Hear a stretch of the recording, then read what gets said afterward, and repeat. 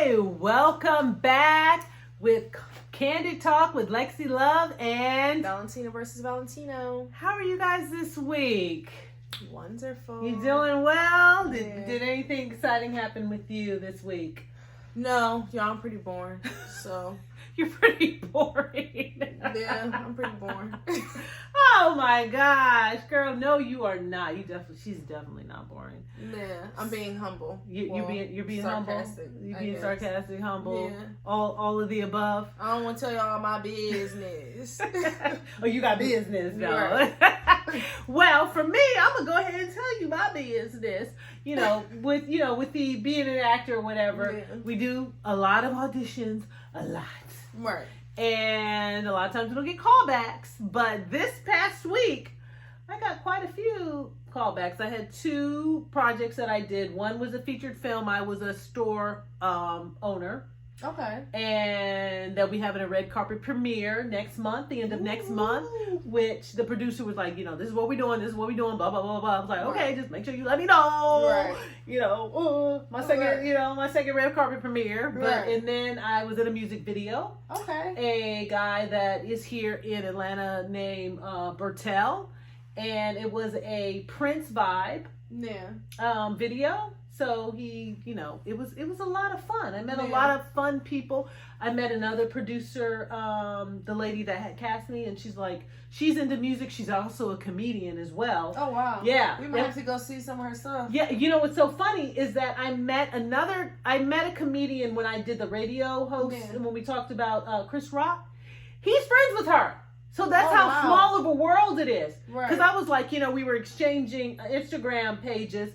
And she was like, you're friends with such and such. And I was like, you're friends with such and such. And she's like, yeah, I hang out with him and blah, blah, blah. And because he's a comedian as well. So she's like, yeah, he's really cool. I said, yeah, he's real, quirky kind of guy. And she's like, yeah, you're exactly right. So she was a lot of fun. It was definitely a lot of fun. The artist was really nice. Yeah. He came and talked with me between sets, just told me a little bit about his story. I don't know if I really should talk about it, I don't know if I'm sure it's probably, public business, but, he just told me how he really just got started, how long he's been doing it and stuff like that. And I just thought that was, that was kind of neat. This definitely was not my first music video. I've been in quite a few music videos and I actually like it. I like it just because it's going to be there forever. The music videos are always going to be there 20 years, 30 years down the road. You're like, oh my gosh. This was the video that I was in. So that was a lot of fun. I did my headshots. I got my, I had to get headshots again. Okay. And they turned out really nice. I finally found a photographer that I really loved. Yeah, I think he did your pictures. You did really, really well. Yeah, I think, and he was a really nice guy. Really, really nice, humble man. Yeah. And he kind of reminded me of my dad. I was like, as soon as really? he opened the door, I was like, oh my gosh, you look like my dad's people. And he started laughing. Yeah, he did. He favored my dad. It was so funny. He did. But he's from Louisiana. Yeah. So I would assume he's Creole, maybe French. Yeah, that's what I'm thinking. French mixed. And then I had another audition that Sunday when I came back. And it was for a series. Yeah. So, they said they're, whoever they decide, they'll get them, they'll give them a call back and then we'll have an actual in-person audition. Right. So... like I said, anytime you deal with this industry, they may sit there and tell you, oh, we're going to start doing this month and you may not hear anything. And then they call you like 2 months later. Oh yeah. Are you still available? It's like, Right. So that's just the name of the game in this industry. It's just kind of like nothing, everything is on a attentive timeline, but it's not always, it's not always plans that way because there's a lot, bless you, there's a lot of things that go, that go into it. So basically before we really get started with our topic, which is Hot Girl Summer. Right. And we just want to, in the end of our podcast, we're going to talk about basically, what we would like to do, plan to do this summer. But I decided to make the drink this time. And since we're going into the, the warmer months, I know there's a lot of people that love, coffee. And I used to drink a lot of coffee, but I really stopped drinking a lot of coffee because it's not, it's not really good. My obstetrician told me that as getting older, women shouldn't drink as much coffee. And she told me the reason why. and I was like, okay, I'm not gonna do it because it can cause swelling, that kind of thing. Oh, really? Yeah. So I don't know. I guess it's whatever's in coffee. I don't know if it's a caffeine or whatever. So right. I just basically just drink tea anyway. But I do once in a while like iced coffee, and I don't like to drink iced coffee from anywhere else because I think it's entirely too sweet. Right. It's entirely too sweet. Yeah. So I actually just make up my own, and it's really good. Now everybody loves my iced coffee. I even offered it to one of my friends. I said, I didn't come over and make iced coffee for you. Right. They haven't taken up on my deal yet. So you know who I'm talking to because I know you're watching my podcast. The offer is still open. Right. So I'm going to tell you what I did. We made our iced coffee with alcohol in it. Because, we like to drink. I mean, we ain't going to lie. We like to have, we like to have a little sippy sip. So this is what I did. This is how I made mine. Use, coffee, any kind of coffee flavor. You can even use flavored coffee. Right. But I prefer to use beans and then grind them up. Okay. Yeah, you have a grinder. For some reason, beans and then grinding up the beans is much fresh. More authentic. Yes, and it's stronger. It right. has, and it smells really good. I do love the smell of coffee. So any kind of coffee you want, you can even use decaffeinated if you want to eat. I don't know who drinks decaffeinated. What's the point of drinking coffee? You're going to drink decaffeinated coffee. Right. But any kind of flavor coffee. Right. I don't even remember what kind of flavor. I think it's just regular non-flavored coffee.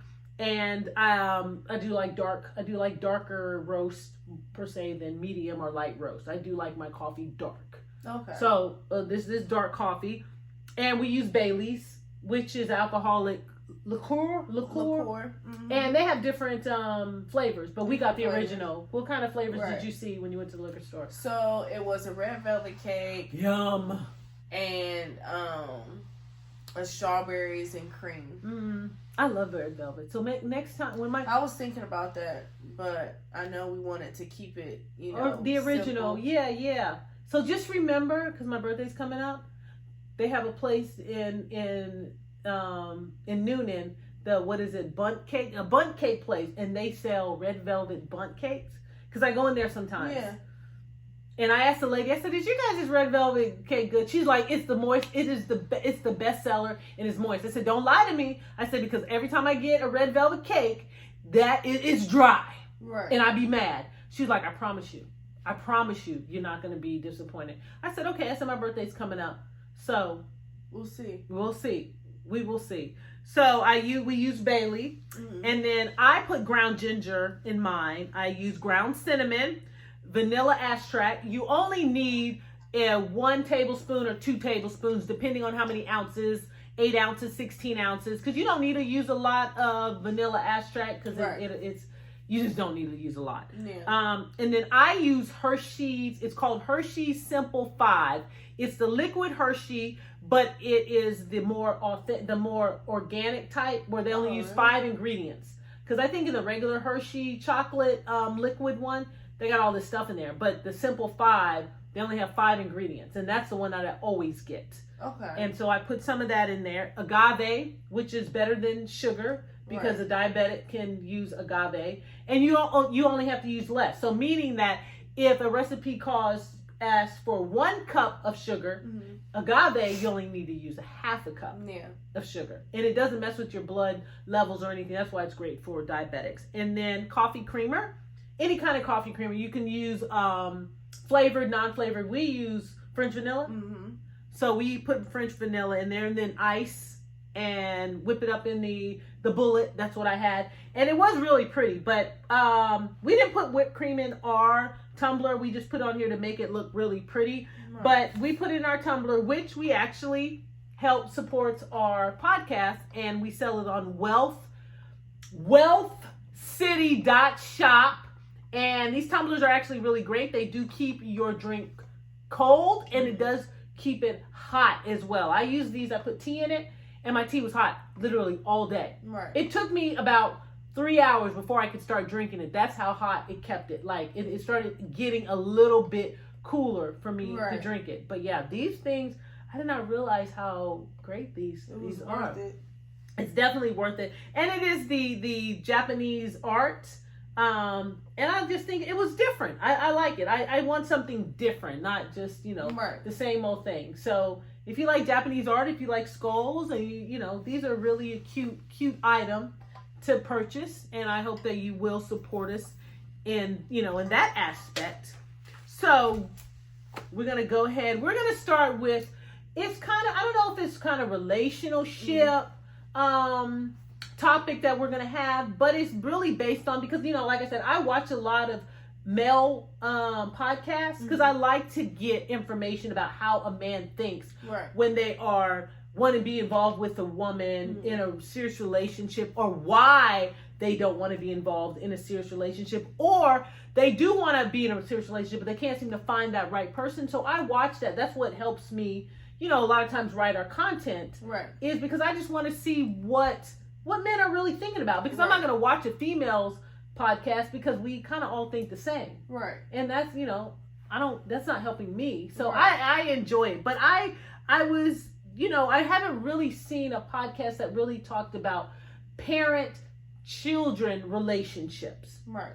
And so that's the kind of thing that I want to talk about tonight, because I know some people that, do watch this, they are parents. A lot of my friends, they have children, they do have grandchildren, or their children, well, yeah, they have grandchildren, but their children now are having kids. Like you have my first grandbaby.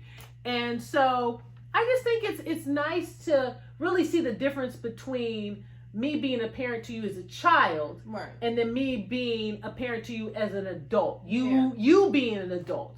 So I just want to, bounce off with you of the differences that you see, you being a parent now, how you compare it being a child when you were a child, and then now you having your own child. Right. And I just, I just want to talk about that, because I think it's important that no one ever really talks about that. And I think that's the most intimate relationship we have. Right. Even, with not even with our spouse, we don't even have that. It's a different type of intimacy with our children. Right. Like our children are going, if you have a very loving relationship, your child is going to love you regardless. Yeah. Even if you are a messed up parent, for some reason a child is bonded with their parent. It's a bond, an invisible bond that is very hard to break. I mean, you have to be a serious low down parent to break a bond. You may have your like we had our thing when you were in your mid-20s, because you were going through some things that you actually need to experience and learn, but it never really broke our bond. Right. I think it made us separate. You wanted to do your thing, and you didn't want me to be involved in your life at that time. Right. And I think that happens.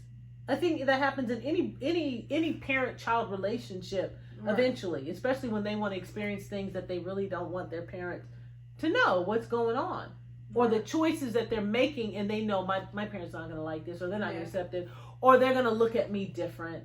And and the thing of it is, I never looked at you different. I still saw you as my Valentina, even as a young adult. I still saw you as, that's still my baby. Like, that's still she's going through, and I'm gonna let her go through.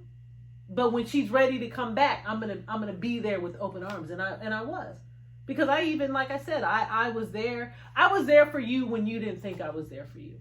I was fighting because you probably thought my mother's being mean, she's being evil, she's trying to do this, she's trying to do that. Is that I didn't want anything that you were going through to affect your future with anything that would be, you know what I mean? Right. And you probably didn't see it that way, but you probably think back now, yeah, my mom was really looking out for me, because they could have went completely in a different direction. Right. So, I think now as a mom, you probably understand more than what you didn't before. Right. You had your own baby, because you look at her now and it's like, there's certain things you're like, I don't want to do this, I don't want to do that. You may not necessarily say that, but in your mind, you don't ever want them to get hurt. Right. Or something to happen to them. Right. And now you understand. And I always find it funny that people who don't have children always got an opinion. Right. Like, have your babies first, and then we can talk. Right.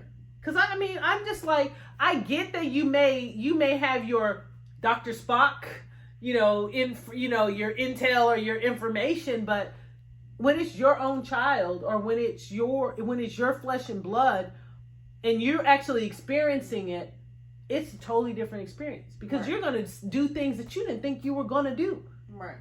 You don't think that way when you don't have any children. Yeah. So I always tell people who don't have kids, just keep your mouth shut because you just don't know. Right. Yeah, you just don't know what you're going to do. Yeah. So we're going to go ahead and move on to me, some differences of the relationship with a parent-child, and then when they're a child and then when they're an adult. So do you see the difference? I guess a child, the relationship with them is going to be stewardship, and then when they become an adult child, they're going to be more of a friendship. Do you see that dynamic as you having a child and then you being a child adult to me? Do you see the difference with that?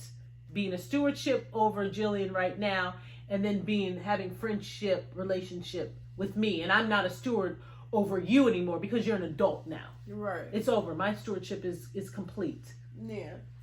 I'm just trying to think like I know I just be asking her stuff because a lot of times she doesn't have any idea what I'm going to ask her, so she has to really think like right off the top of her head. Rephrase the question. Rephrase. Right. Okay, so as a parent, I will say, me as a parent, when you were a child, I would have stewardship over you. Right. But now, as you being an adult child, it's more of a friendship relationship. Right. It was a steward relationship when you were a child, and now it's a friendship relationship when you're an adult. Do you agree that that's the way that it is? That you more of stewardship, teaching and helping Jillian understand more so than her friend. It's not a friendship because it's not the same as you and I. Right. Yes. Mm-hmm. So yeah, me as, being her mother to like a 9-year-old. She's 9, so kids need that guidance. They need that balance. They need somebody to look up to, somebody to pretty much lead them. So yes, definitely, for sure. And then, I mean, when she becomes an adult or just old enough to make decisions, then yeah, it'll start to transition over to more of a friendship. Right. Yeah. And I think that's a normal, that's a normal transitioning. Right. You have stewardship over your children. You're teaching them. You're helping them to grow. You're teaching them boundaries. You're teaching them right from wrong. Right. And then you're even letting them, to a certain degree, fail. Right. As a child, and so then they can learn a lesson. Right. And so then when they become an adult, it's a friendship. It's not you're not. I'm not going to say ruling over them. You're not guiding them the same way. Right. As you would as a child. So I think it does change from stewardship to friendship. Right. The relationship transitions. Yeah. So this is basically this is when I'm talking about parent-child relationship, whether adult or a child, I just want to talk about the differences. Right. And that's just, it's all, opinion based, but a lot of people can relate to it. Yeah, definitely. Because a lot of people don't talk about it. They don't want to talk about it, or it's just not something important. I think it's important. I mean, that's why we're doing this show. Right. It's because we're showing the differences between us and our different perspectives, but then the same perspective. We have a lot of same perspective, but then you also have a lot of different perspective, or a lot of different experiences that I don't have. Yeah. Definitely some experiences. Okay, yeah, we're not gonna get too deep. We're not gonna get too deep in that. But people who know you, they know, especially your sister, your older sister, that's always been in your corner. Mercedes, she's always been in your corner from day one. Even though you guys have had your, that might be something we talk about, is relationships between siblings. Because I got some stories on that. But definitely, it's good that your sister has always been in your corner, Mercedes, right. and even through the hard times. So when it comes to a child and adult child relationship with their parent, do you see the teaching aspect as a child transforming over to the listening side of when the child grows up? Do you when I'm asking you these questions, you're relating to it, how you're a parent to Jillian, and then how you see yourself with me being your mom. Yeah. So, with do you feel like your relationship with Jillian right now is teaching her? Is a teaching relationship because she is a child? Yes. I'm definitely teaching her, and like I said earlier, there's just got to be that balance there, because I just feel like, kids need structure. Yes, they do. And if you don't give them that, like, she'll be all over the place. If Jillian could do whatever she wanted to do, she would climb the ceiling if she could. Right. She'd stay up all night, eat nothing but junk. And like, that's why God made it the way that it is, so that we can teach them and show them this is the correct way. This is the proper way to do things. So, and it's a guide. You're guiding them. You're guiding them down a path. Now, I feel like when you become an adult child, you might experience different things, or you may go wayward, or you may do things that you think are more. To me, that's normal. That's that's a learning process. Yeah. And as an adult child, as a parent, to a certain extent, I do have to sit back and I have to let you experience that. Right. As a child, I'm going to rein you in a little bit more. Right. Because I don't want you to get hurt. It's like touching the stove, and the kid, you'd be like, don't touch stove because it's hot. Right. But then as an adult child, I've already taught you that. Now, if you touch stove, I'm going to sit there and watch you touch the stove. Like, dummy. Right. I done taught. You know better. Yeah. Right. I've already taught you that. So, it's some things that you just, I believe that the teaching part of a child is kind of holding the reins on them, saying, hey, I don't want you to get hurt, or you're going to let them fail, but not to the point where it's going to be detrimental or life changing to the point where you guys are at the hospital, or something of that nature. Right. So that's something that I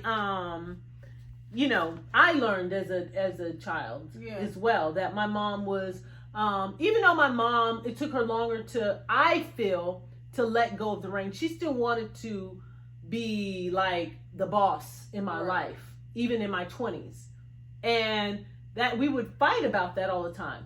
I mean, it was a constant tug of war with my mom. She did not want to let go of those reins. Like, she didn't want to let go. Yeah. And I learned from that I did not want to do that with you guys. Right. And, probably when you started going into your 20s, I really started pulling back, because I'm like, I don't want to be like my mom. But it's funny, because Mercedes was still scary. I felt Mercedes was still scary in her 20s. Oh, no, we can't tell mom that, or we're not going to tell her, or whatever. And it's kind of like, dude, you're she went to college for a couple years, and I'm just like, you whatever you do, you want to deal with the consequences. Right. That's how I felt. Yeah.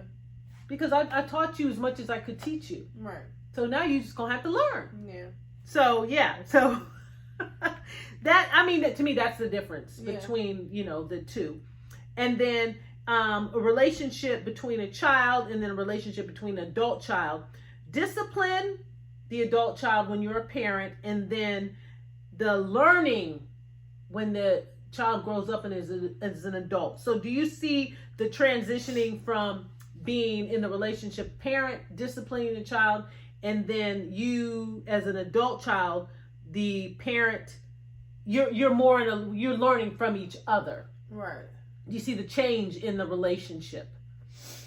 I don't know why these questions just seem so different the second time around. Because it's like, dang, like, what did I say the first time? Yeah, I know. We had technical difficulties. We did this whole entire thing, and there was no sound. So now we're doing it again. We have to do it over again. And then we had a difficult earlier. Setting it up.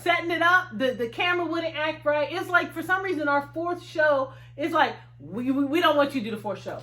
Right. It's like something saying, you ain't doing the fourth show, you can fight against it, you're not doing it, but we gonna do it till we get it right. Right, and we figured it out.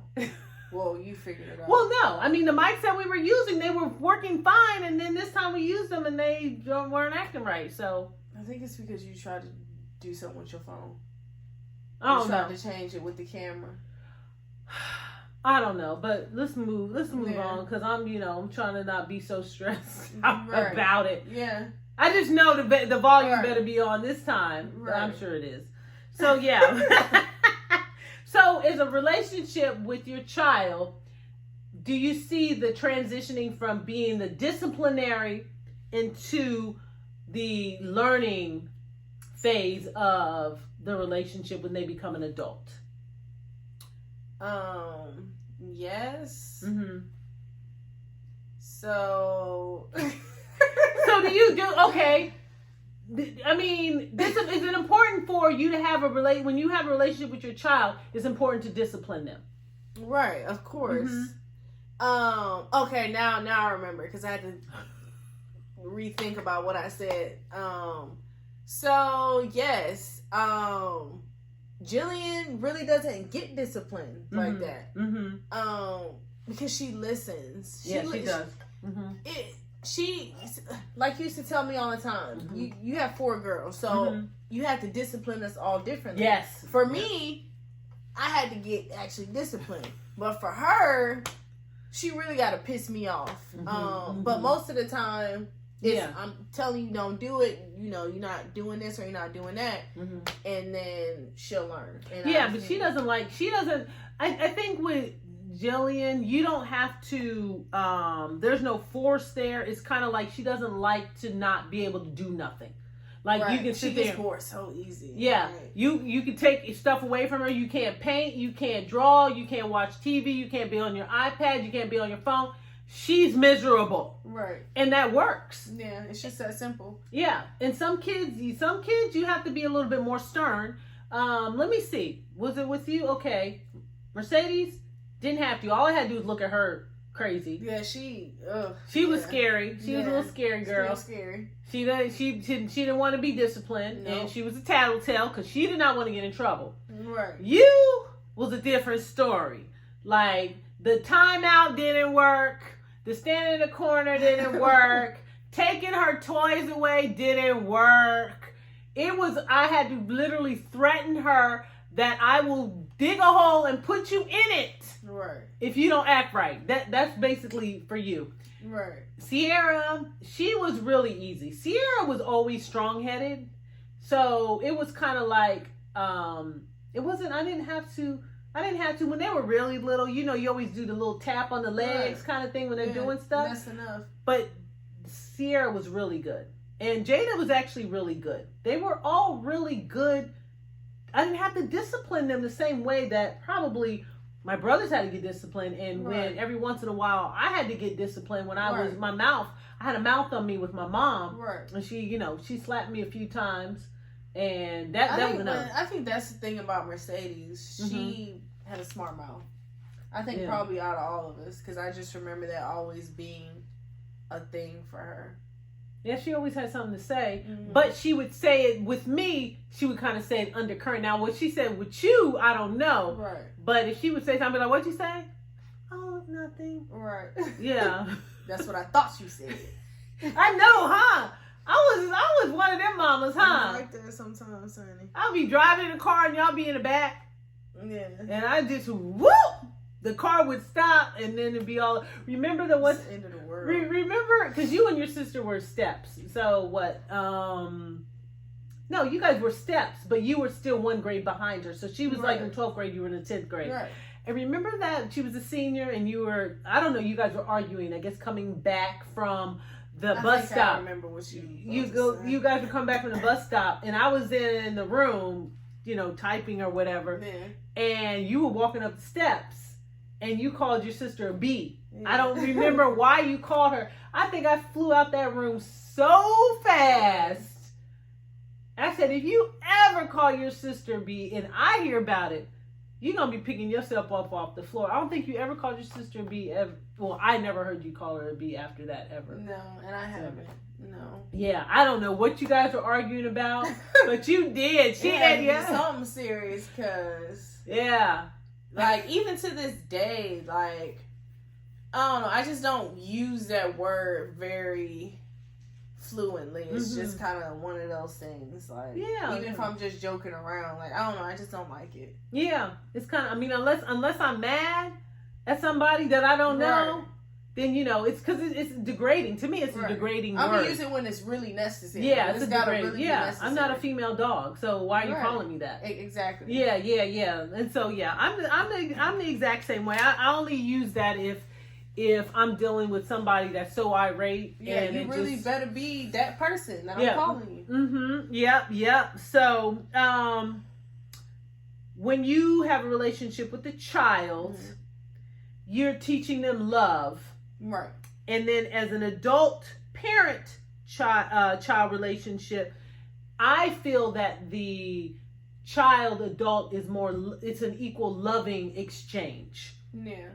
I mean, because with Jillian, you're teaching, to me, you're teaching her. So you're going to show more love towards her than maybe she's going to show you it. Right. But you're teaching them love. Right. And I see a transitioning when you become an adult child, that you have a tendency to be more loving towards your parents, more affectionate.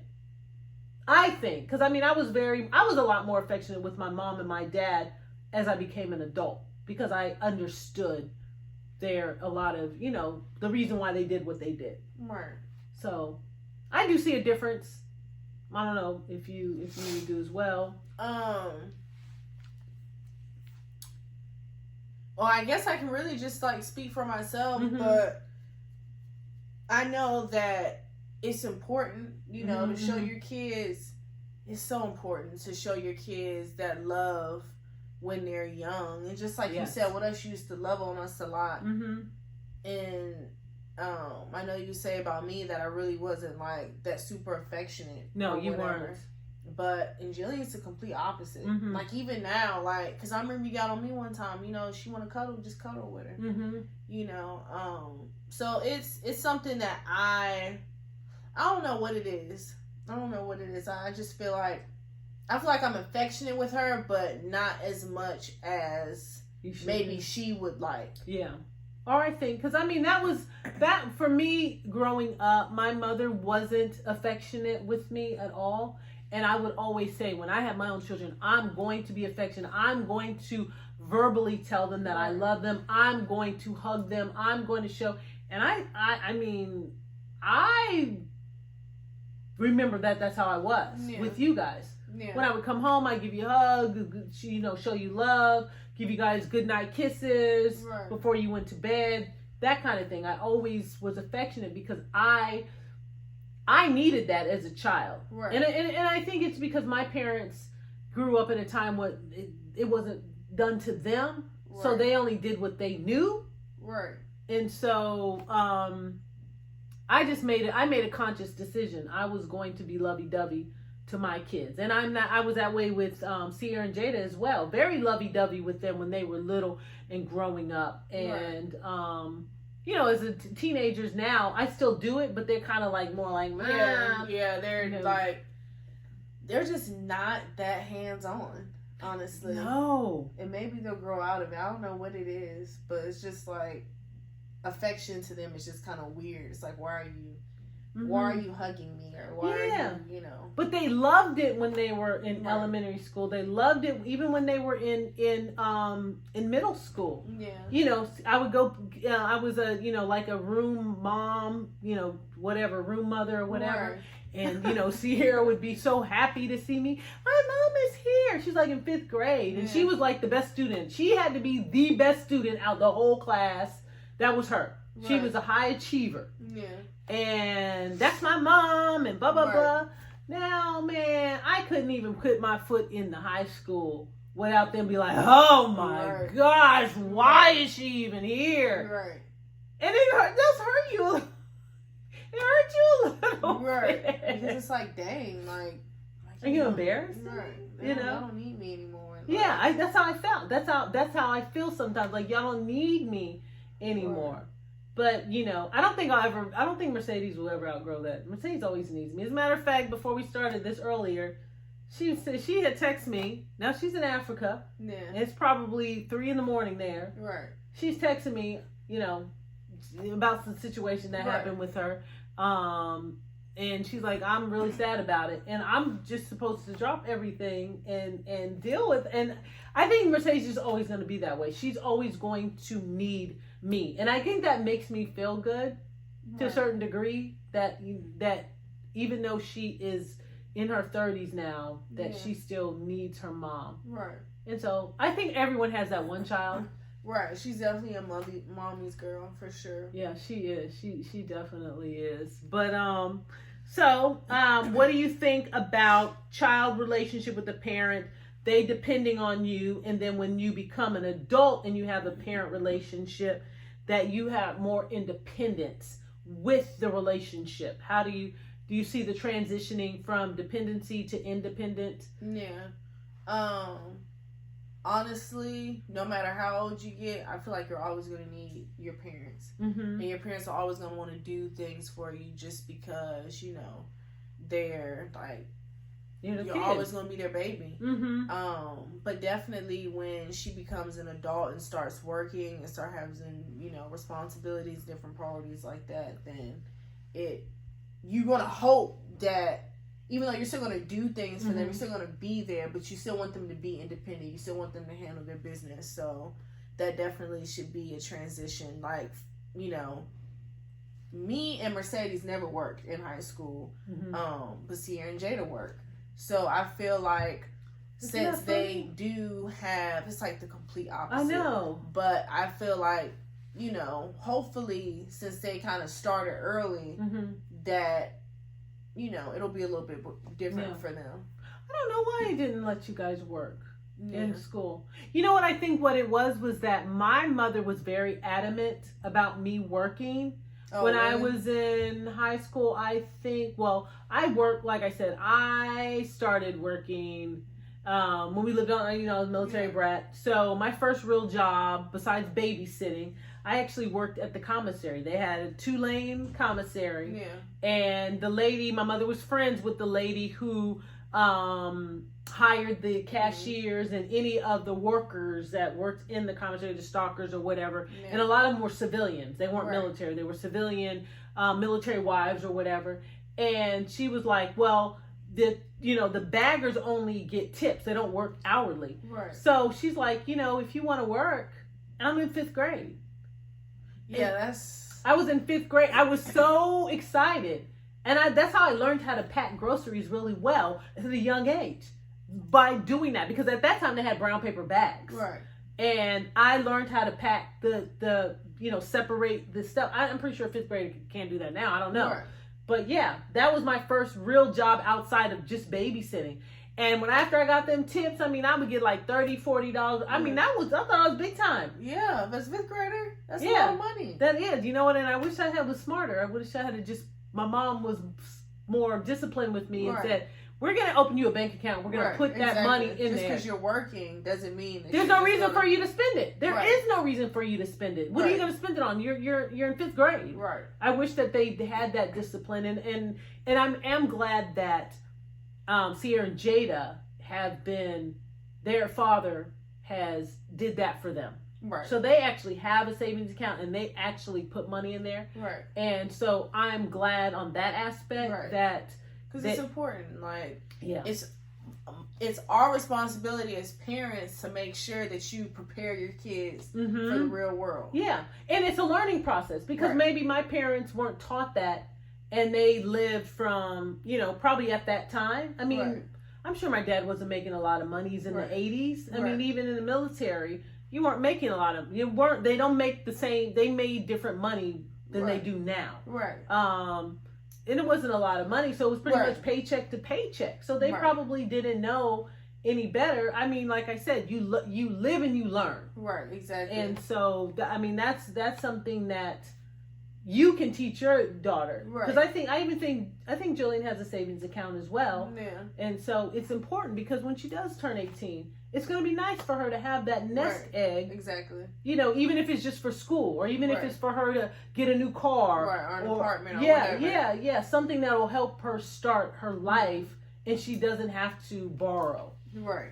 That's the worst thing I think that we don't teach our children is, you know, borrowing is fine to a certain degree, but it's like we borrow for everything. Right. Because we're not taught properly how to, you know, or we wait too late. Like, you know, we get older and then we learn. We're like, oh my gosh, I gotta have this much money to catch up. Right. And you know, so like you just said, it's a learning process, and that is something that I feel that you have that time to teach Jillian. Right. So, you know, since she's still young.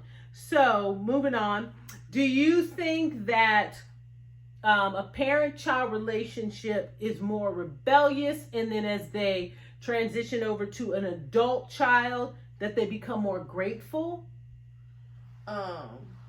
Jillian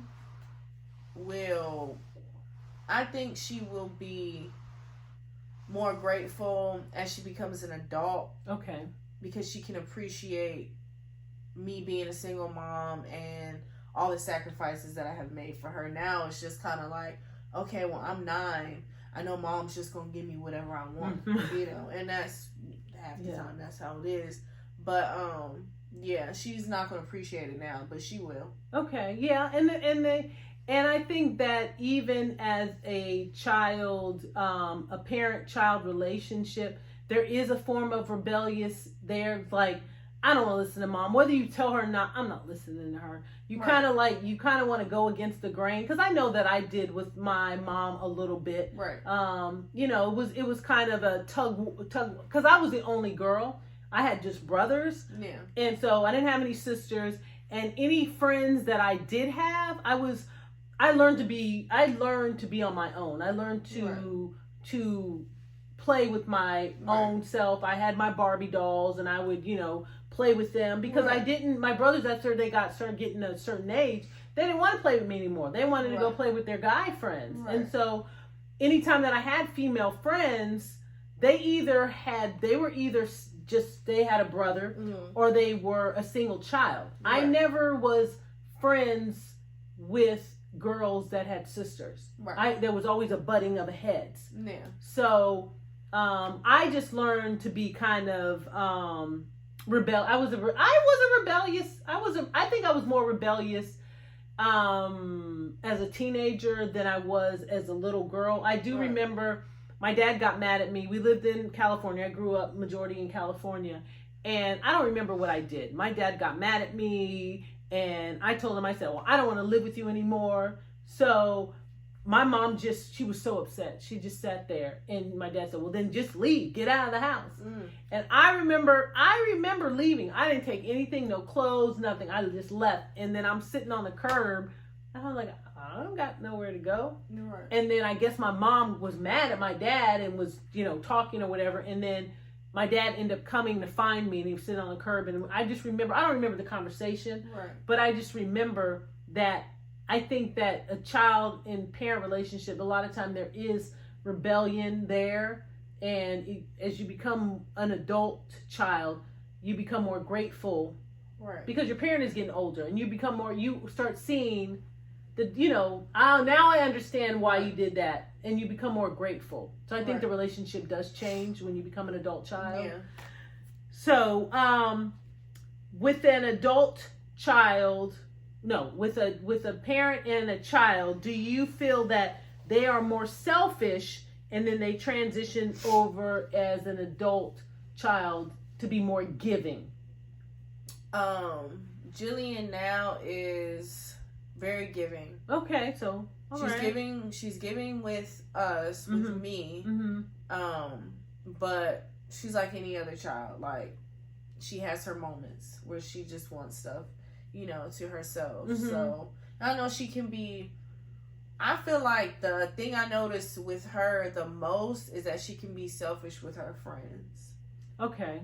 She'll talk to me, you know, So do you think it's a competitiveness that's naturally embedded in us as humans? Right. Yeah, because it's just kind of like, I mean, she doesn't have any siblings, but and she's super friendly, you know. Once she gets to know you, she'll start opening it up. But I don't know, like with her going to the school in Decatur and her, you know, coming to the school here, I think she likes it better. Like people, I feel like she has more friends, and then like she grew up there at that school. So yeah, they're kind of the same people that are there now that she remembers. Right. Yeah, because she did when she was in Decatur. It was a majority black school. Right. And so, you know, I think, you know, it's so funny. You know, not to get off subject, but when I grew up, I was in California at that time in the 80s. Right. We were a minority. You know, I was a minority. That you know, California, you know, Mexicans, white people, and you know, Filipinos and Asians. Right. But black at that time where we lived at, because we lived close to the border in El Centro, California. There was a military base there. I think there still is, but they don't have civilians on there anymore. And then we moved to another place, Lemoore.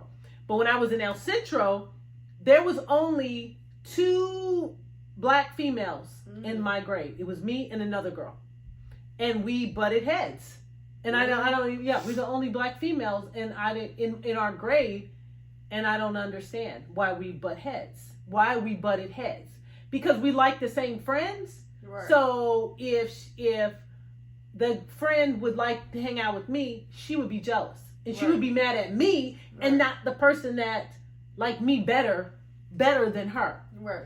And I always found that funny. And then when we moved to Lemoore, I don't remember if there was any black females in my 8th grade. I was the only black female. Right. And I didn't have any issues. I didn't have any issues there. Right. Because I was the only black girl, and everybody was, you know, they were friendly, they were nice. My best friend is that from California in 8th grade is Japanese and white. Right. And so we're still friends to this day. Yeah. And so I do find it, because I think even when you guys went to school, you guys had a little bit of issues with the black females that really did not like you guys. Right. And so you were best friends with Mexican friend, and then Mercedes had a white girlfriend that she was really close with. And I just find that I find it strange. I find it weird. Right, because it's like that now. Like, black people are in competition with each other. And black females, black males. That's just how it is. Yeah. Well, that's what I've experienced. That's what I've experienced, and I'm not saying it all the time, because I do have, from my childhood, like I have a friend that she lives in Virginia, that we've been friends forever. I met her when I was in 11th grade, and she was in 10th grade, and we became the best of friends. Like, we're still friends to this day. Right. And then my other friend that I met when I started in the government, she's a blues singer. We're friends. And so I think it's just, I don't know what it is. I guess it's insecurities, or, you know, and even when I went to high school and I was in California, and then, you know, all of the middle schools combined to one high school, I even had issues with that. Right. Like the girls, the black females wanted to fight me all the time. There was not a time where they did not want to fight me. What? Yes, and I always had to do. I used to tell my mom, I don't want to go to school because those girls are mean, and I knew how to fight, because my mom was that mother. If I got in a fight, the first thing she would even ask who started. She said, "Did you beat up the girl?" The answer would always have to be yes, because if I did not, my mother was one of them. If you get your beat, then I'm gonna beat you. People don't understand that was the time that I grew up in. Right. You wasn't getting your ass beat and going home. Right. My mother, and then I'd be like, well, I'll get in trouble. My mom said, I'm the adult. You let me worry about the teachers and the principal. Right. You don't let nobody beat you up. Right. Because that's the way she was raised. Right. because they were pretty sure they had their issues, but I just like I said, it's just I'm just glad that Jillian is she's finding her own. And it's it's sad. I really don't like talking too much about that, but I think it's something that we don't ever address. With the fighting? Well, just having issues. Like I don't know where they come from with the people that we look alike. Same race, right? Yeah, I don't understand. I mean, I don't understand. It may be the same way in other races. I don't know. I'm not that. I'm me. Right. I'm me. I'm looking at you and I see myself. Right. So. I mean, I'm sure people have experienced that, and then some people don't. But I guess it just depends. But I definitely, that was my experience during my whole entire childhood, and even in my adulthood. Yeah.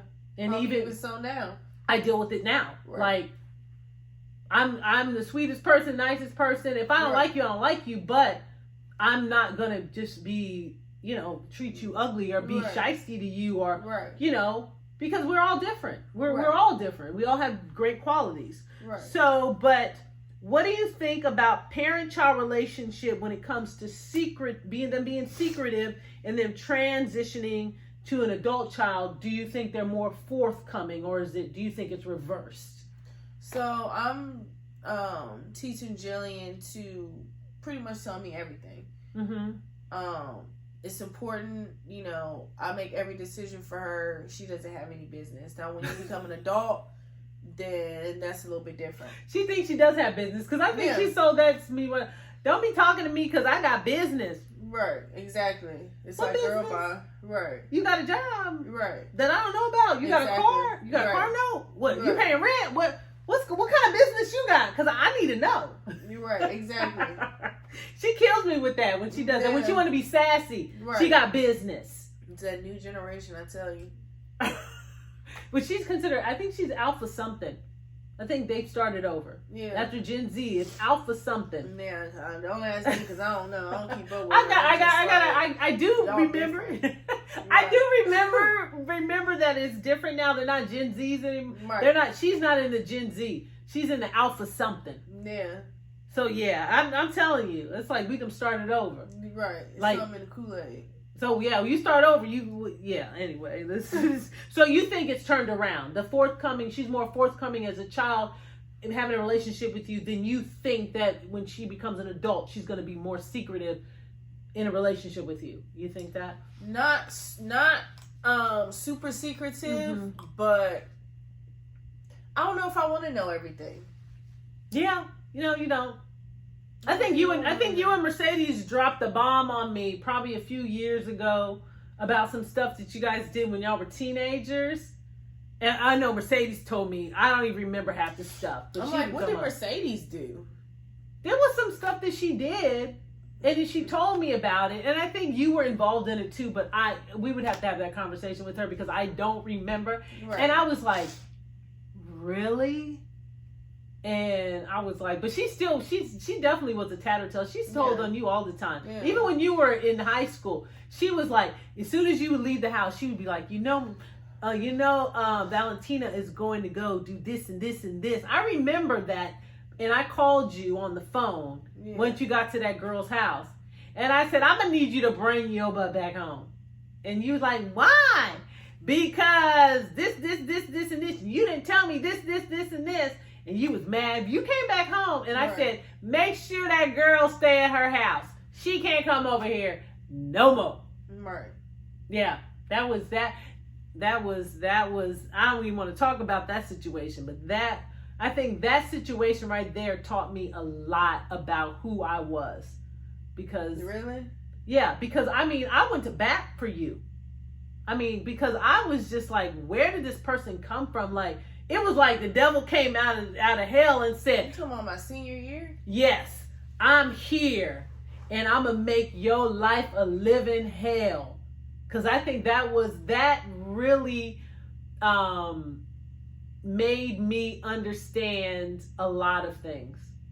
Because I just some things I thought I would never do as a parent, as far as be that parent to go to bat for my child, because I felt that the influence that you were experiencing was just because you wanted to do it, but I felt like it was going to impact your life negatively as you got older.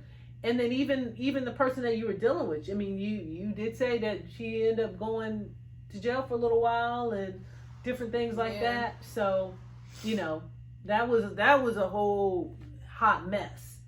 But, you know, I'm glad that I think that you were loved by your, you know, the teachers and the administration. They knew the other girl was a problem. They knew she was a problem child. Right. And so they took it as, you know, hey, you know, Valentina's not, you know, we want to give her another chance and we want to do this. And so, yeah. And you straightened up real quick because I think your life flashed before you just because you're like, do I really want to go down that path? Right. So. I don't know. When I look back at it now, I just, everything that I've just been through, I'm just like, wow, like, I don't know. I guess you just, as a child, you can't really imagine what kind of adult you're going to become or what kind of decisions that you're going to make. Or the decisions you make in the present are going to affect your future. Right. Because they do. They really do. They really affect it. There was something I was going to say. Oh, yeah. But at least when you were in high school and stuff, the whole camera, the whole social media, that really did not start taking off until you literally was senior in high school. Right. Because you guys didn't even, I think Facebook started at that time when you were senior in high school. And you guys were like, I don't want to be on Facebook. Who wants to be on Facebook? You guys were like, really like, I don't want to be part of that. Right. And I was glad that you were like that. So, and then you guys didn't have, you know, you guys, there wasn't really like they have the smartphones like now. Right. I think they had a camera, but it wasn't like it is now. Right. You had that flip phone. Yeah, I don't think it had a camera. Or if you could take a picture, maybe. I don't even remember. Right. But I don't think it's nothing. So anything that you did was never recorded. Right. Which was good. And of course, for us, nothing that we did. Oh, we only can remember stuff by memory or whoever was involved in the situation. Right. I remember the Blackberries like being a thing. You remember the Blackberries? Oh, the phone? Yeah. Were they the little baby ones? Yeah. That was like little cute little things. Yeah, that was a big thing now. Like you had a BlackBerry phone, you was doing it. You was the shiz. Right. Yeah. Now it's the iPhone 14 now. So yeah, and I'm sure the 16 is already out. It's just not out. Right. For you to buy. Right. Because technology just keeps. They always say that anytime they put technology on the market to sell. It's already advanced already. 6 months. Right. 6 months advanced already. So it's crazy. Isn't that crazy? So I can't even imagine what type of technology is going to come out. Right, like what the phone's going to be doing now. Yeah, it's going to be, and I'm just telling you, I don't even know what type of teenage life Jillian is going to experience. Right. You know, they may have holographs or whatever, where she can just be and it looks like she's in the room talking to the person. I mean, I wouldn't imagine I'm sure they probably already had that, but literally, I mean, we think about that. I think of Star Wars. Because Star Wars was, real they had that. Stuff. Yeah, that they had the holograms where they had a thing and then you look like you were in the room talking to the person. I mean, I know that technology's out, but to actually do that on the phone, I wouldn't put it past. No. I wouldn't put it past. But that's kind of scary because then everybody knows everything that's going on. You're going to have to literally, I think, to the point where you're going to have to put if you don't want anybody to know what you're doing in your bedroom, you're going to have to put your phone outside of whatever room that you're in that you don't want anybody to know. Right. Because I think that it's going to get that intense with technology. Yeah. That's crazy to me. That's why I don't have Series or all of that. You know, I don't have none of that. Right. Because I don't need, I already know, I don't know if they have listening devices. I mean, you know, some people say it's a listening device or whatever, it's tracking. I know it's tracking. I know it is because anytime I look on Google, it says, you went here, you went here, you went here, you went here. Right. But I don't need to ask the computer nothing. Right. I'm gonna do the old school thing, type it in. Right. I just don't want to ask because I don't want to turn it, because when I first got that phone, it wanted me to turn that technology on, and I said no, I'm not turning it on. Right. I'm not going to use my voice to ask you a question. Right, yeah. Because if I'm talking, that means you're going to listen. Exactly. That's how I feel about it. Yeah. Because you're going to learn my voice. Exactly. That's how I'm like, nah, Series, you don't have to do nothing for me. Right. I can manage. Right. Yeah. You don't have to. Yeah. It's going to be an interesting world probably in the next 5-10 years to really see where this technology is really going. Right. It's gonna blow social media out the water. Social media is gonna be like email is now, where email is like old. Right. You know, you do email for certain things, but they've got so many apps now where everything is so even more instantaneously than emails now. Right. So yeah, that's definitely something to experience. So. What do you think about the child relationship and the parent relationship when they're dealing with imagination as a child, and then when they trans over to an adult child and they have the parent relationship and it's more of a reality? How do you feel that since Jillian is a child that her imagination is big? It's right. Yeah. And it, you guys' relationship. How do you contend with that? How does that affect your guys' relationship? Is it something that you like? Yeah. So I feel like she uses her imagination more so now than she would when she gets older. You think so? Yeah, and that's just because I feel like she can like when kids are young, it's always everything is always make believe. You always want to paint this picture for a child, like because you want to protect that innocence for as long as you can. So it's like when you do become an adult and you do, you can't use, I mean you can to an extent, but it's just kind of like reality kind of sinks in when you become an adult. But I mean, yeah, like it's not like I'm not going to be chasing you around the house like, oh, we're not going to be playing a game. Like that's something that her and I would do or that she would do with her. Yeah, but it's like when you become an adult, it's like, so. Well, I think I see it a little bit different that since I'm doing my transitioning, that I am learning that what you want to create in your reality is something that you create. They use the word imagination on a lot of things, but there's an inner world that you create. So the inner world that you create is something that you want to live in your reality. Yeah. And I think that is, to me, something that we lose when we become an adult. We think that we're not supposed to imagine anything that is not the way we're living. Right. And I mean, when I say that, I'm not talking about imagining, like I used to imagine going to Sesame Street. I would tell my brother, oh, I'm going to go to Sesame Street. You can't go. And I'd go in the closet and sit there. And then I'd come out and I'd be like, I saw Big Bird. I saw Grover. I saw Mr. Snuffleupagus and Oscar the Grouch. And he'd be like, really? As a kid, you're like, oh my God, you believe it.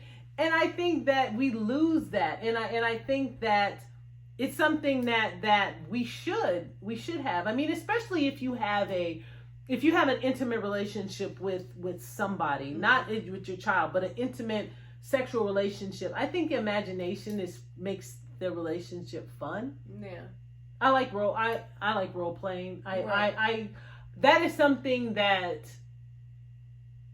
I have in my inner world that I have never experienced in my outer world.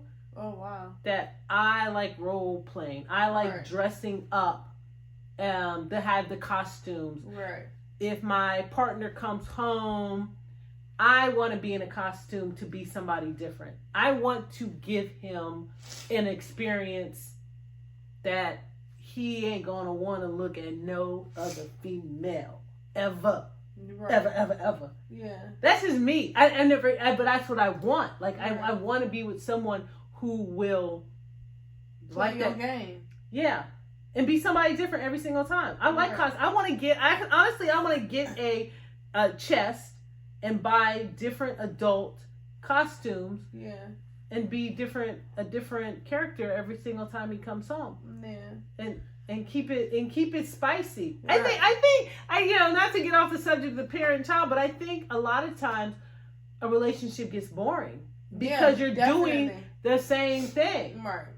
And and then some days, obviously, I wouldn't dress up every single day. It'd be my normal self. Right. But I would want him to think, well, what is Lexee? What's Lexee gonna do? What am I about to walk in today? Right.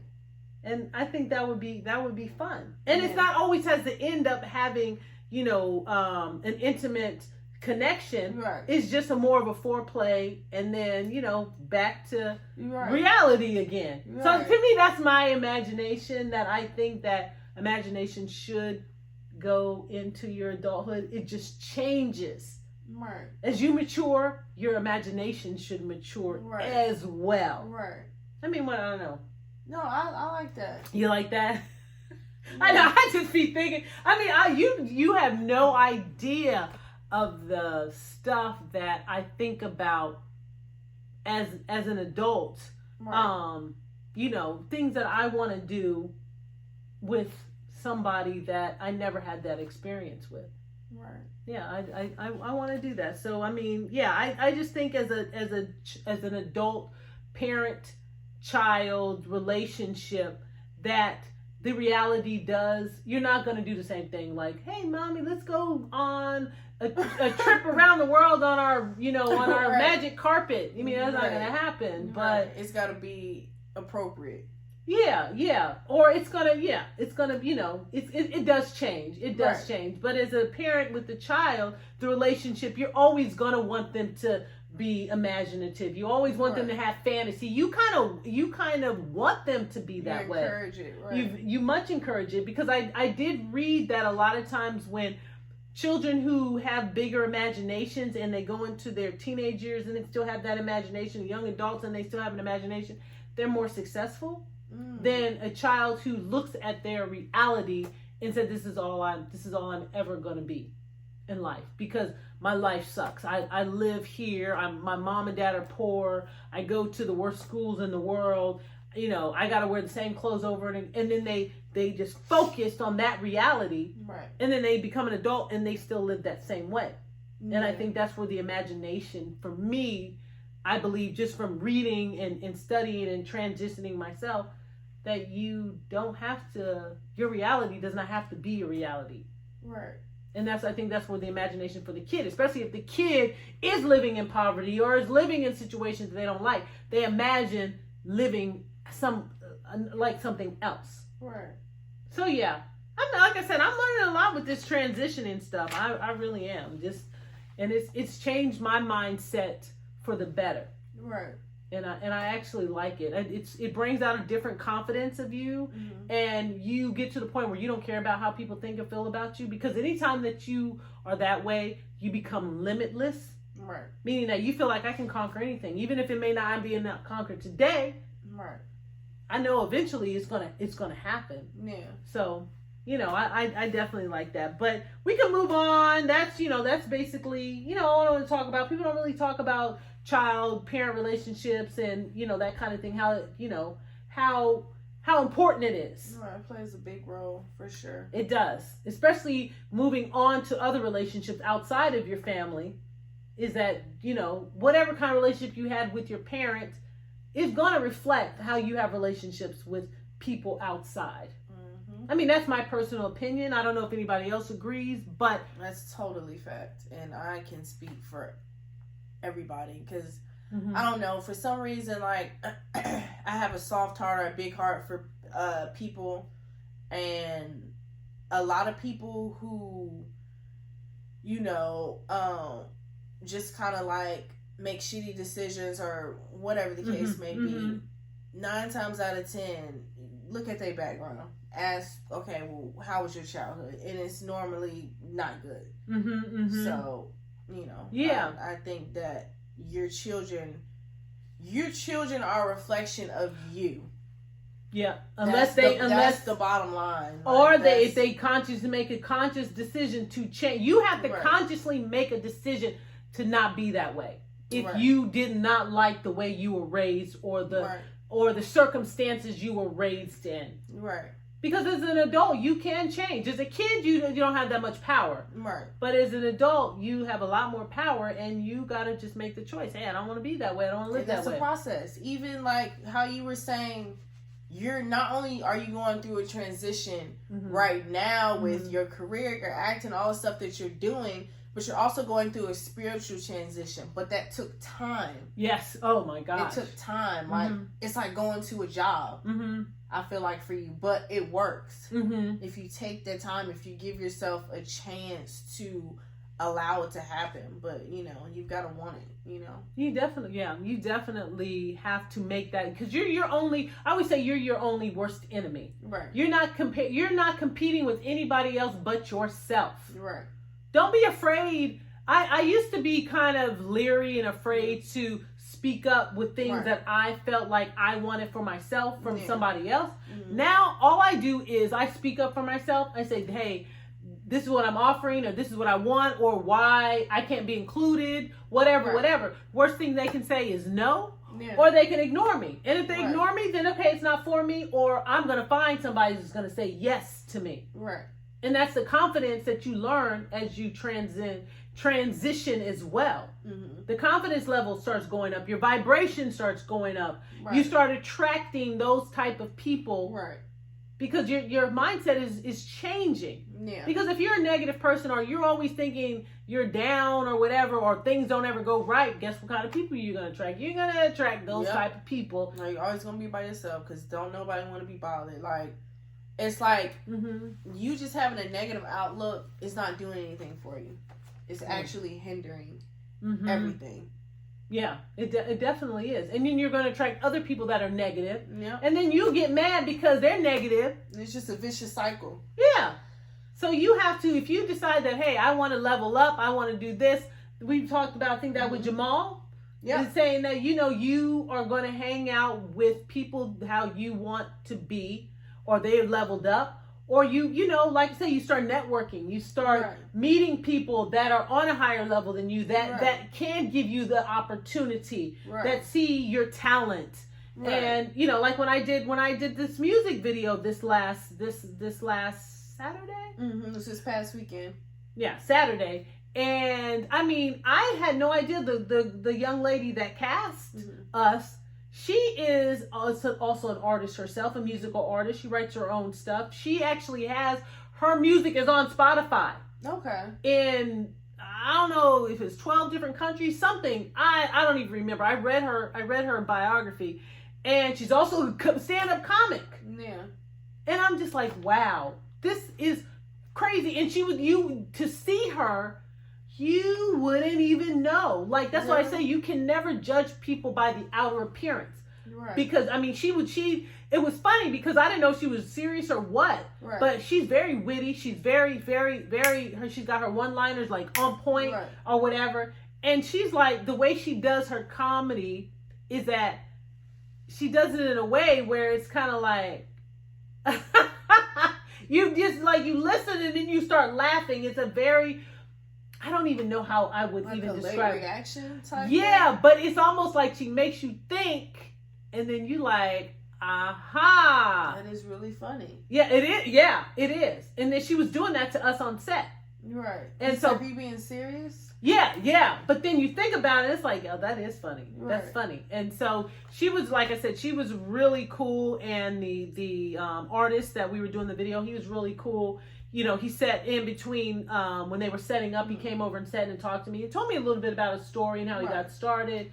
And really nice guy. He's been doing it for, I think he said for a while. Like, people don't understand that unless you're born in the industry or you have a silver spoon or just something that really happens for you at a very quick time, it's a process for you to level up in the industry. It really is. Right. And a lot of times it's a good process because you learn things, along the way. Right. I mean, like some of the guests that we're going to have on, some of them are already in the industry. Right. They are moving up in the industry. Right. They've become TikTok sensations Right. overnight. Right. I am hopefully will be bringing on entertainment lawyer as Right. well, and she's actually a good friend of mine. I've known Right. her back when we used to go to YMC together,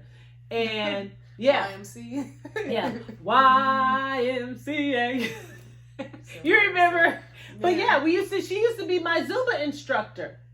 And so, yeah, she went ahead, she had already went to college and everything, and she's always dabbled in, I would say she's always liked the entertainment. Right. So, but I think she decided, I'm going to go back to school to be a lawyer. Right. And because I was asking her, so what kind of lawyer are you going to be? She's like, I really don't know yet. And then she decided she wanted to be an entertainment lawyer. Yeah. So I told her, I said, when I get my first contract, Right. I'm calling you up. I'm calling you up. I don't know what you're going to charge me, but I'm going to y'all want to make sure that it's beneficial for me as well. Right. So these are the people that I'm becoming close to and being, in my inner circle. Right. Because that's how you build yourself up. Right. You can't make it to the top without somebody else down there pulling you up. Right. Yeah, you can, you do what you need to do to go up the ladder, but sometimes you do need somebody, a hand, to pull you up as well. It's like that a lot of times. Like, people are just out and they just discover new talent every day, and you always hear, okay, well, such and such brought me on. It's like, okay, that's where you got your start. You've been doing this for a while. You just need that one person. That one person. That's all it takes a lot of times. Yeah, that one person. Somebody to see you. Just like my headshots. Somebody could see my headshots and be like, wow, that's what we've been looking for. Right. You don't ever know, especially when you get these castings and they just have African American woman 40 to 60 years old. Right. You have no idea what they're looking for. You don't know if they're looking, because we're all shades. Right. So you don't know if they're looking for straight hair, curly hair, unless they're very specific. Right. You have no idea what they're looking for. Exactly. And like a lot of times they just be like, no, I don't. They did an awesome audition, but we just don't like them. Right. We don't like the way they look. They're just not doing it for us. Yeah, and a lot of times unfortunately, it's based on looks. Right. It's based on, that person reminds me of my ex-wife. Oh no, I can't deal with it. Right. Yeah. And people don't think that, but it does happen. It's cold cut. Like, you really have to have thick skin being in the industry, I feel like. You do. You don't get a lot of no's before you get a yes. Yes, you have to have thick skin, and you can't take it personal. Right. Even though it feels personal, because it's you. They're telling you no, because you can't change. You can't change yourself. You can't. Right. You can make yourself look, different hair. Right. You can lose weight. You can gain weight. Right. You can get boob jobs. You can do all this stuff. But it may just be something about you that they just are not feeling. Right. And to me, it's a lot of vibe. Because I always get that. People always say, every time you come around, you got a lot of high energy and stuff. I choose to be that way. Right. I choose to be that way because I feel like I'm not going to mistreat anybody. Right. Now, if you ignore me, or you act like you don't want to be around me, or you act like you don't like me, then I'm gonna leave you alone. I'm not gonna bother you. But when you initially meet me, I'm gonna be welcoming. I'm gonna be open. I'm gonna be, because that's the way I want to be reciprocated to me. Right. Because I feel like nobody is good enough or bad enough. You're not good enough. You're not better than somebody than to act like, Right. Yeah. I got that the other day. Oh, Somebody opened. Somebody was walking out and they held the door for me, and I said thank you. They said, Why can't you say thank you? Right. That's still. Or you're welcome. No, I said thank you, right. And they could have just said you're welcome. Right. But they're like, Yeah, because you didn't have to hold the door for me. No, you really didn't. I do got two arms that work very well. You're right. So it's just like, why are you even bothered? I know. We talked about that last week with Jamal. There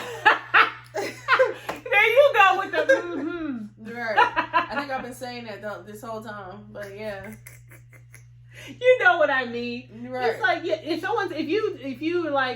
somebody gives you something, you say thank you, and they say, "Oh, you're welcome." That's what I always say. I said, "Oh, you're welcome." Give a response. Yeah, it's not nonchalant, because it's just kind of like, oh, you're just doing it because you feel obligated to do it. You're not doing it because you actually want it to do it, or just be helpful, or because it's your job. Yeah. So it's just kind of like, I think manners it sends the wrong message. Yeah, I think we've lost in manners, but that's like a whole different podcast when they're dealing with manners. So I don't know. I don't remember if I said the title or not at the beginning, but it's actually Hot Girl Summer. No, we didn't. Man, you know, oh my gosh. Man, So we just trying to get through it.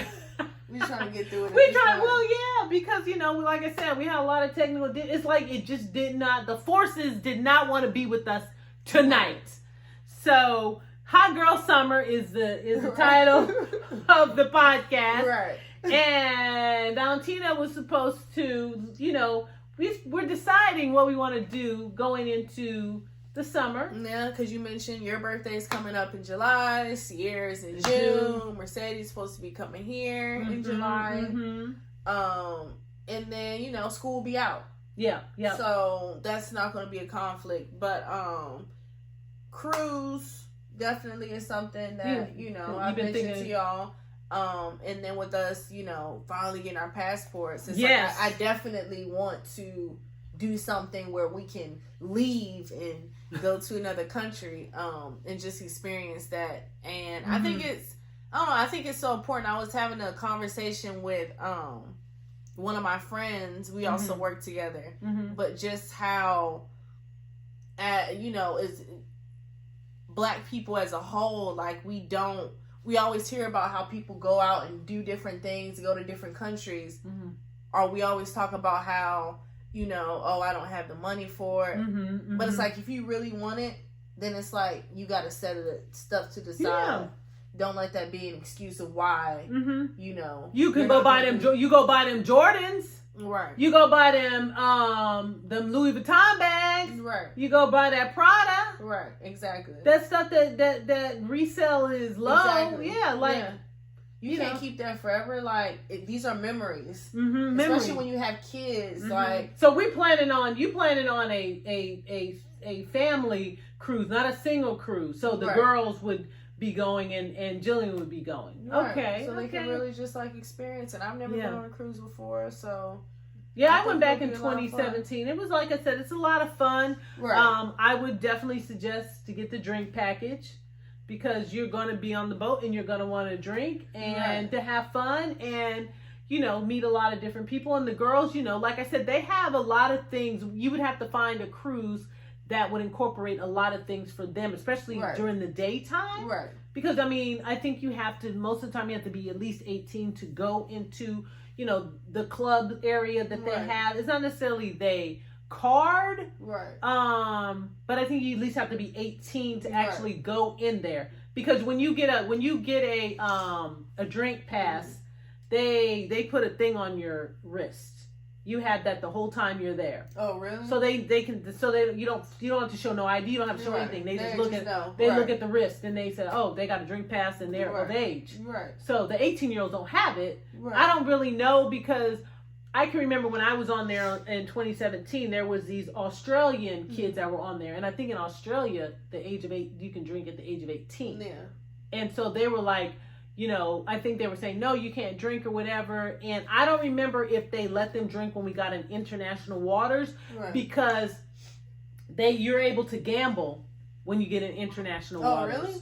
Yeah, we couldn't gamble when we were in United States waters, but as soon as we got into international waters, it was legal for us to go. That's when they opened the casinos. And even though I don't gamble, I don't ever gamble, because I feel like that's giving money away. Right.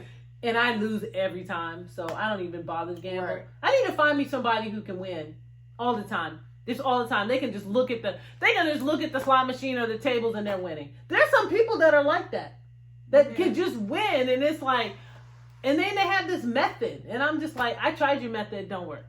I guess just some people just are not supposed to gamble, and I think I'm one of those people. Right. Yeah. I think the only time I ever won money is when we all went to, this when you were little. You and Mercedes were little. We went to New Jersey. Oh, really? And my mom had put, what was it? I think I don't remember what slot machine. I don't know if I was playing the dollar slot machine. And I won $50. And she's like, you got to give me 25 of those dollars, because I'm going to take Mercedes and Valentina, and we're going to get something to eat. She took half. Right, Half literally of my half. money. Yeah. And it wasn't even her dollar. So yeah, I don't even bother gambling. Right, yeah. So I think whatever we decide, whether we go to Jamaica or whether we do the cruise, Right. I just think that now that you got your passport, the girls have their passport. Mm-hmm. I definitely have my passport. Right, and Mercedes has hers. We all have hers. So yeah, to go and do the hot girl summer thing and get out and get our bathing suit on. I'll be so happy. Oh Lord, I'll have to get me. I don't even know. I got a lot of bathing suits, but because it's like because if we do the cruise. Specifically make sure it's a family cruise. I don't want to see y'all at all. Oh, you're gonna see the booties. Yes, you're gonna still see them. I'm saying the girls, the kids. I don't want to see y'all. Oh, you mean to tell me you're gonna get something where they have the water slides, they have a lot of things going on. Y'all can go and do y'all thing. Jillian's old enough.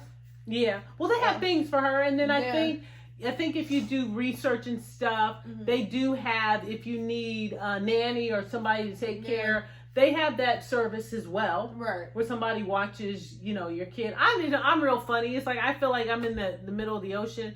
I'm just weird. Like, even though they have all the safety precautions, I'm just like, I don't know. I'm just weird. Like, I never wanted to be out.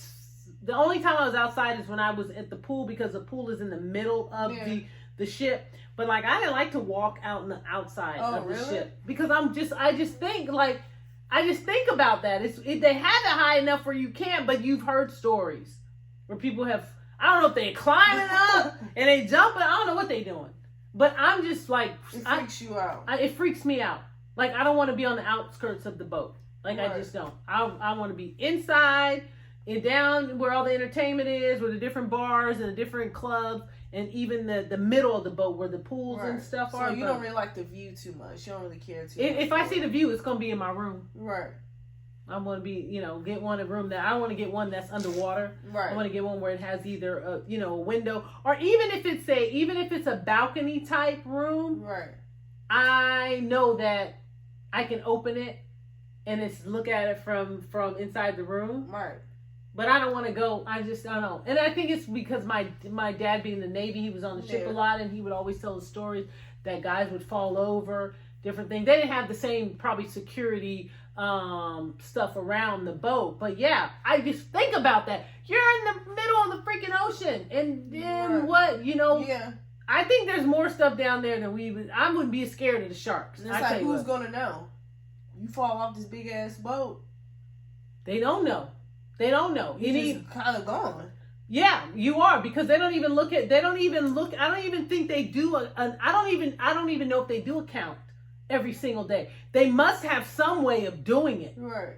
I would think that would be a security detail thing. Right. We have to make sure if we have how did they do it when you went? I don't know.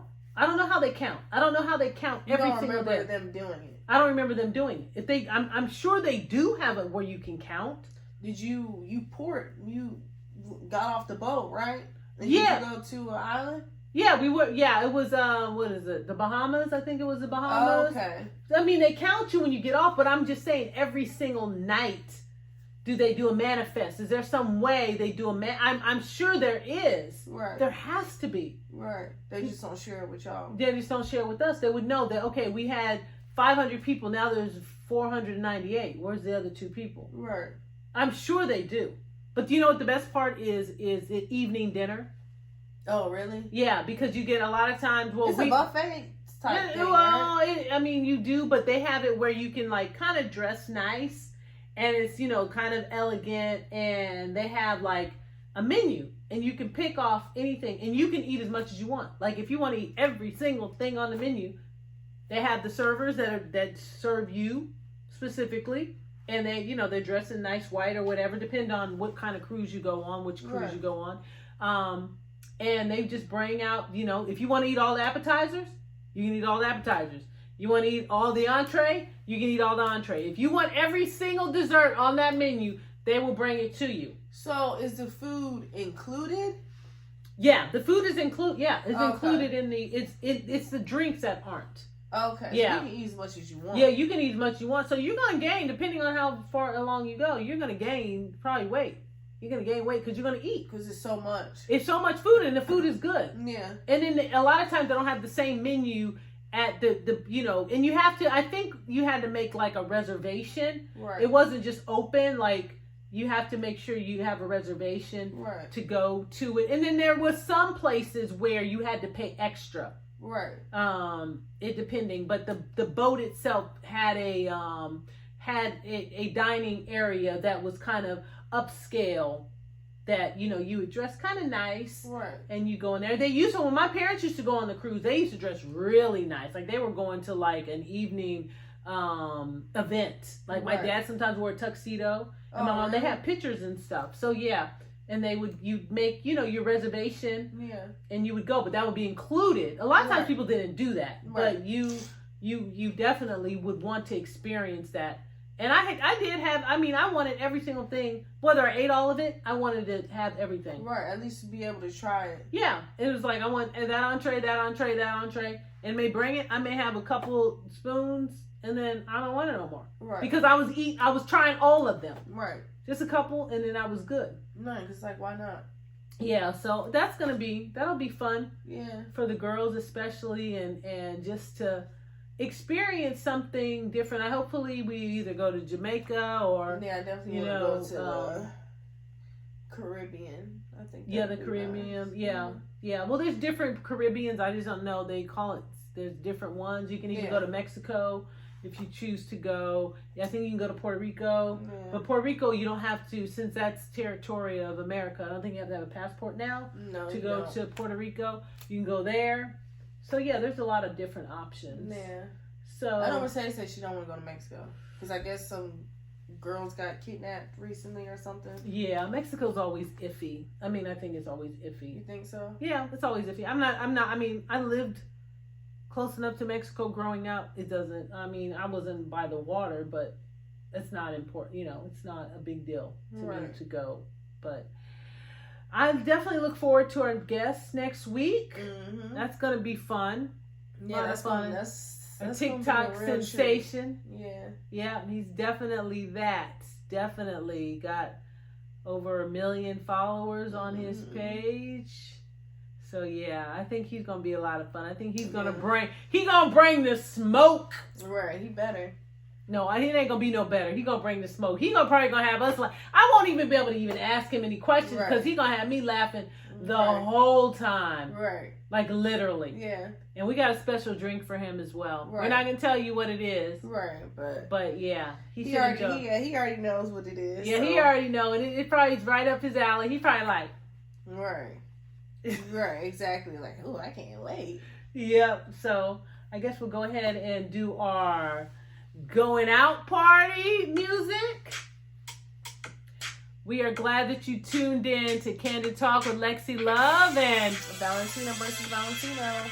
We will catch you next time on the flip side. You guys have a great night. See y'all later. Ooh.